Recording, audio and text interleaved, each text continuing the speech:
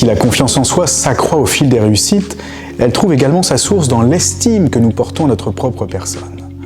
En effet, plus nous nous estimons, plus nous nous sentons capables d'agir. L'estime de soi se définit comme la valeur qu'une personne s'attribue à elle-même. Plus cette valeur est positive, plus le degré d'estime personnelle est élevé. Plus elle est négative, plus la personne se mésestime elle-même. La présence en soi de ce sentiment de valeur personnelle trouve son origine dans la relation à autrui.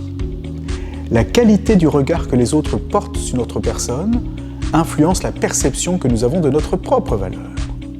Le degré de valeur que nous nous accordons dépend des jugements, positifs ou négatifs, formulés par notre environnement sur nous-mêmes en différentes situations. Lorsque nous entendons et acceptons un discours à notre égard, nous validons un certain degré d'estime ou de mésestime de soi en notre fort intérieur. Le regard d'autrui, donc le regard de la société, porté sur notre personne, nous approuvant ou nous désapprouvant, est donc essentiel dans l'assimilation du sentiment d'estime de soi. Notre façon de recevoir ces jugements détermine précisément la profondeur de cette assimilation. Si nous pensons « il a raison, je suis nul » ou décidément, comme ils le disent, « je suis vraiment inorganisé », nous abondons alors dans le sens des messages d'évaluation exprimés par certaines personnes. Si nous pensons « et puis n'importe quoi sans savoir, je sais bien ce que je vaux », ou peu importe ce qu'ils pensent, je suis bien assez compétent et organisé pour y arriver, nous intégrons là notre sentiment d'estime de soi par réaction opposée au jugement formulé par autrui.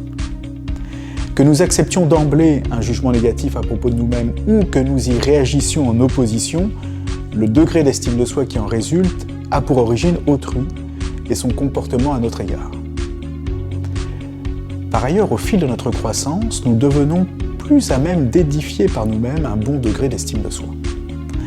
Nous pouvons nous auto-encourager, nous auto-valoriser et nous auto-féliciter.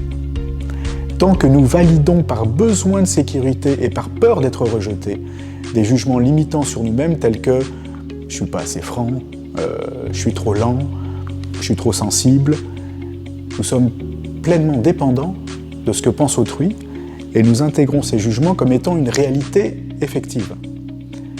Alors, voici ma question pour vous.